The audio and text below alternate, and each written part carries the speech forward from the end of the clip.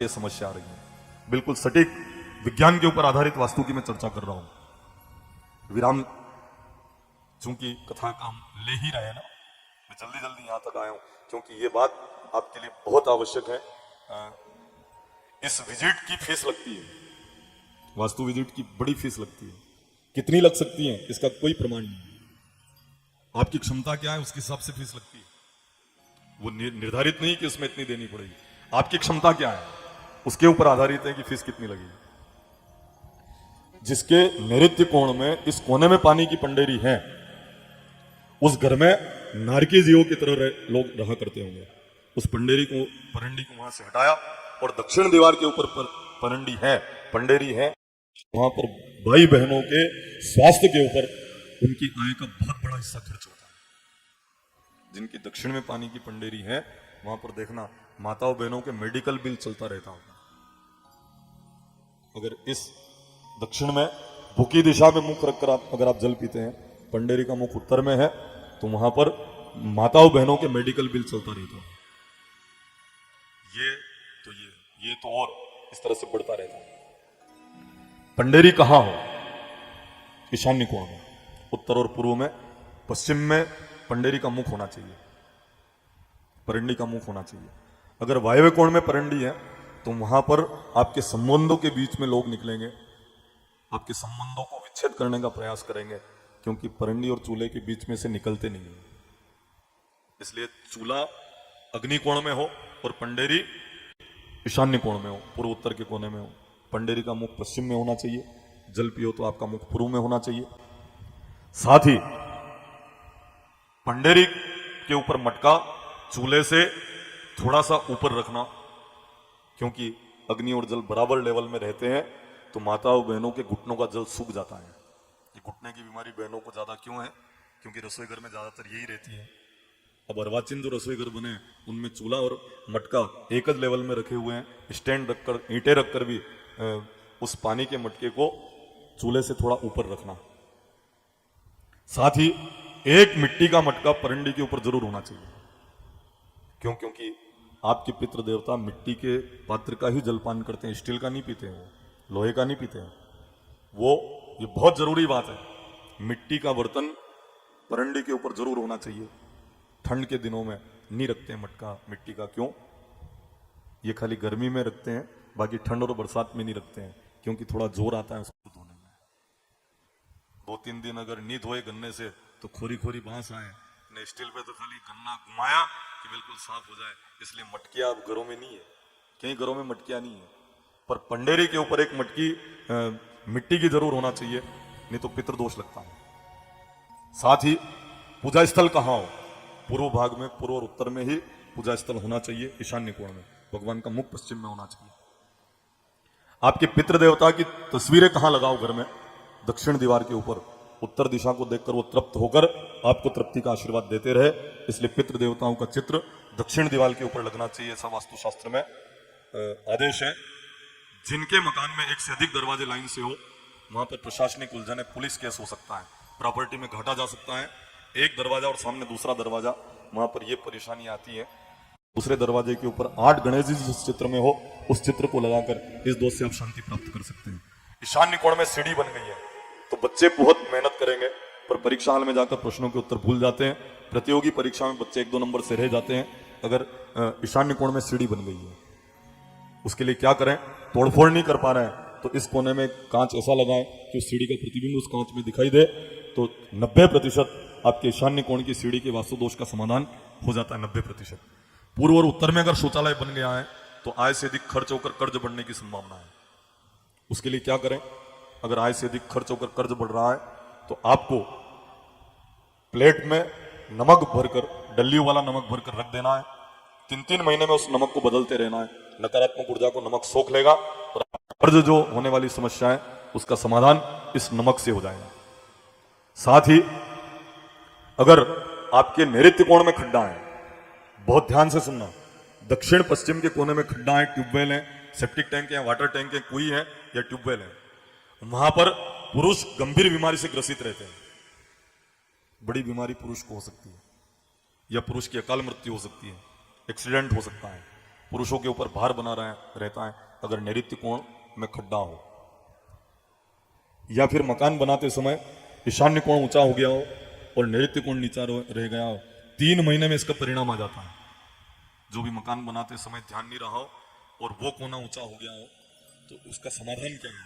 तोड़फोड़ नहीं कर पा रहे हो, अभी नहीं बना पा रहे हो नैऋत्य कोण को ऊंचा, तो हनुमान जी की ध्वजा लेके आना और इतनी ऊंची करना कि ईशान्य कोण से नैऋत्य कोण की ध्वजा थोड़ी ऊंची चली जाए। हनुमान जी के हाथ में पर्वत है, इससे ज्यादा वजन तो वो ईशान्य कोण का हो नहीं सकता है। इस दोष से आपको शांति प्राप्त हो जाएगी। अगर आपके मकान का मुख दक्षिण में है तो आय से अधिक खर्च होकर कर्ज बढ़ने की संभावना, और 10-20 सालों में ठोकर लगती होगी, नीचे आते हैं, फिर मेहनत करते हैं, फिर ऊपर बढ़ते हैं, फिर ठोकर लगती है, फिर नीचे आ जाते हैं। 10-20 सालों में कोई ना कोई ठोकर आपको लगती होगी।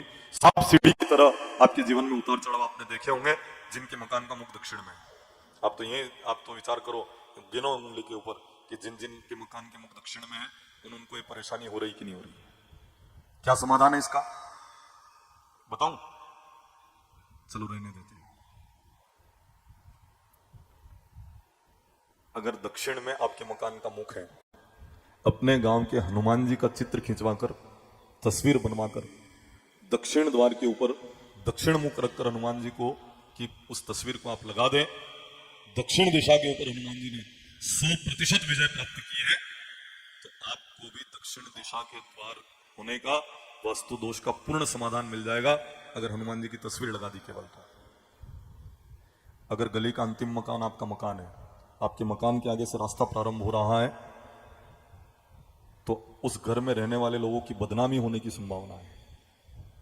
आर्थिक, चारित्रिक, गली का अंतिम मकान आपका है, टी आपके मकान के आगे बन रही है, तो उस घर में रहने वालों की बदनामी होने की संभावना है।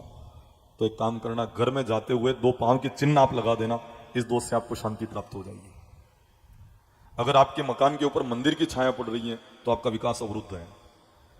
देखो जिन जिन के मकान के ऊपर मंदिर की छाया पड़ रही है, विकास अवरुद्ध है कि नहीं है?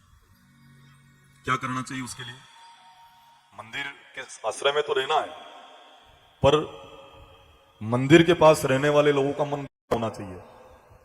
हमारे घर के आगे गाड़ी खड़ी मत करो, तो भगवान के भक्तों का अपमान हुआ, इसलिए वो लोग दुखी रहते हैं। कोई भी भगत आए तो जल की व्यवस्था करो, मंदिर के पास रह रहे हो। अब मंदिर के दीवार पे खील ठोक कर कपड़े सूखते दे रहे हो, तो विकास अवरुद्ध होगा कि नहीं होगा? भाई मंदिर के अदब को रखो, मंदिर की मर्यादा को रखो। जिस मंदिर की छाया आपके मकान के ऊपर पड़ रही है, उसका समाधान क्या है सुनिए आप।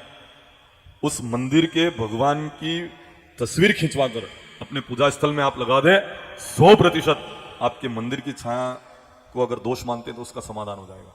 अगर पीपल को काटा हो तो घर छोड़ना पड़ा होगा, या छोड़ने की तैयारी चल रही होगी।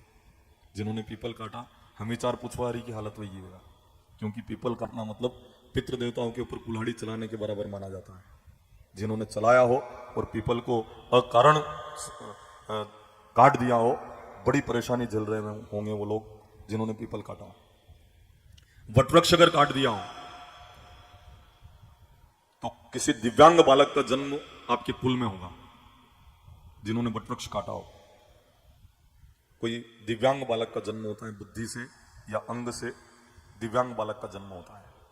अगर पीपल काट दिया हो, नहीं मालूम था और कट गया हो, ये को क्या कहते हैं महाराज, मन तो नहीं काटे पर कटे दो है। मैं तुम नहीं कहते तो काटता क्या हो?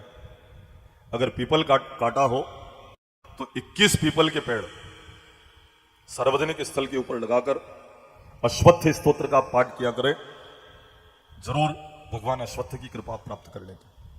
अगर वटवृक्ष काट दिया, 21 वटवृक्ष के पेड़ लगाना, गोविंद दामोदर स्तोत्र का पाठ करना। नीम का पेड़ जिस किसी ने काटा हो अकारण, बिना कारण के, तो उसको सूर्य भगवान का अभिशाप और साथ ही देवनारायण भगवान की नाराजगी झेलना पड़ेगी। जिन्होंने नीम काटा हो, एक आपको निशान बता रहा हूं, जिन्होंने नीम का पेड़ काटा हो, इतने इतने से बड़े सांप उनके घर में निकलते होंगे। नीम काटने वाले सुनना, उनको छोड़ के आओ, महीना 2 महीना में फिर एक सांप निकलता है, उसको छोड़ के आओ, 2-3 महीने में फिर निकल जाता है। जो कोई नीम काट दे उसके सूर्य प्रतिकूल हो जाते हैं, राजभंग योग बन जाता है उसकी कुंडली में। क्यों? क्योंकि सूर्य का प्रतिनिधित्व धरती के ऊपर नीम करता है। तो जिनको राज्य की चाह है उनको नीम के पेड़ 21 लगाना है और सूर्य कवच का पाठ करना है। और हनुमान जी नाराज हो जाते हैं क्योंकि हनुमान जी के गुरु है सूर्यदेव, और आपके अपने यहाँ जो हनुमान जी है ना, नीम भी सामने और पीपल भी सामने है। मतलब ये गुरु भक्त हनुमान जी भी है और राम भक्त हनुमान जी भी हैं, दोनों एक साथ उगे हुए हैं और अपने आप उगे हुए हैं, किसी के लगाए हुए नहीं है। मतलब ये बहुत सिद्ध चमत्कारी हनुमान जी का स्थान है। अगर इमली अकारण काट दियो तो कोई महिला ढूंढती होगी परिवार में। इमली अकारण काट दियो, इमली के नीचे वाले देवता के वहां अपराध हो गया हो, तो इसका समाधान मैं बता रहा हूं। आप सांवरिया सेठ जाना और वहां इमली स्थल है ना, वहां कच्चा सूत बांध के आ जाना, तो आपके उस इमली को काटने का दोष है उसका समाधान हो जाएगा, क्योंकि इमली स्थल वहां पर है। और वास्तु की चर्चाएं हैं, जो मुख्य मुख्य बातें थी मैंने आपके समक्ष की हैं। आपके जीवन को सफल करने के लिए घर के मुखिया को नैऋत्य कोण में सुलाना, दक्षिण और पश्चिम में माथा रखकर सोना चाहिए। अंते च उत्तरे सिरे, मरने पर उत्तर में माथा रखते हैं, और बाहर गांव पश्चिम में माथा रखकर सो सकते हो, पर जब भी घर में सो तो दक्षिण और पूर्व में माथा रखकर सोना चाहिए। नैऋत्य कोण में घर के मुखिया को सुलाना, क्योंकि ये कोण में जो सोते हैं ब्रह्मांड की ऊर्जा को ज्यादा सोखते हैं। भारत के नैऋत्य कोण में गुजरात है। गुजरात को कतरो प्रभाव भारत के ऊपर है? कतरो प्रभाव है गुजरात को? नहीं है। मुझे बताओ, ये डोंगरे बाबा कहां के थे? मुरारी बापू कहां के? रमेश भाई ओझा कहां के? शिवमाला वाले। ये अपने नरसिंह मेहता कहां के? जूनागढ़ गुजरात। सरदार वल्लभ भाई पटेल कहां के? गुजरात। ये महात्मा गांधी कहां के? गुजरात। आप सोच रहे होंगे महाराज यहां भी आवेगा? नहीं, वर्तमान परिदृश्य को भी इंगित करेंगे, पर वास्तव में ब्रह्मांड की ऊर्जा को ये नैऋत्य कोण सोखता है, इसलिए गुजरात का प्रभाव भारत के ऊपर ज्यादा है। ये अडानी ग्रुप कहां का है? अंबानी ग्रुप कहां का है? गुजरात। फाइनेंशियली अगर आप देखो तो वास्तव में घर के मुखिया को इस कोने में सुलाना, तो जो भी इस कोने में सोता है उसका प्रभाव उस घर के ऊपर रहता है। इसी के साथ आज की कथा का हम रात्रिकालीन विराम लेते हैं। आप अपने चित्त के विक्षेप को नष्ट करें, पुनः समय के ऊपर पधारें, कथा सुने, जीवन में उतारें और अपनी इस मानवता करें। साथ ही पंडेरी के ऊपर मटका चूल्हे से थोड़ा सा ऊपर रखना, क्योंकि अग्नि और जल बराबर लेवल में रहते हैं, तो माताओं बहनों के घुटनों का जल सूख जाता है।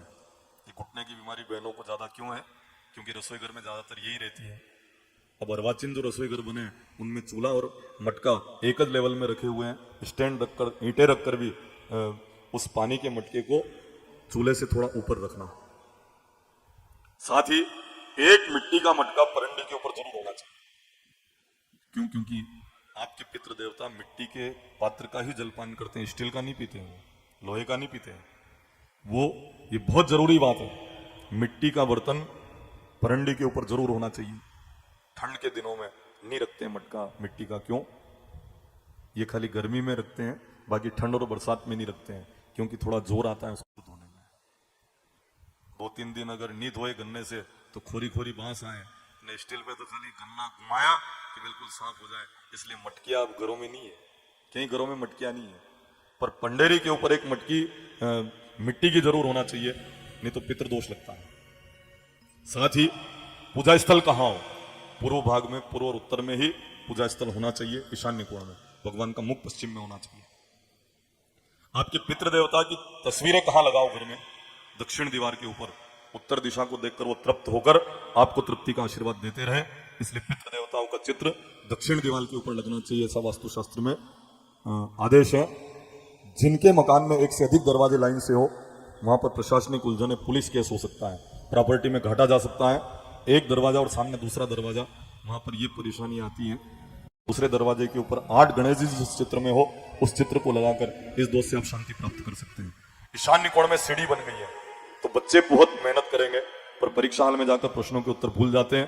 प्रतियोगी परीक्षा में बच्चे 1-2 नंबर से रह जाते हैं। अगर ईशान्य कोण में सीढ़ी बन गई है, उसके लिए क्या करें?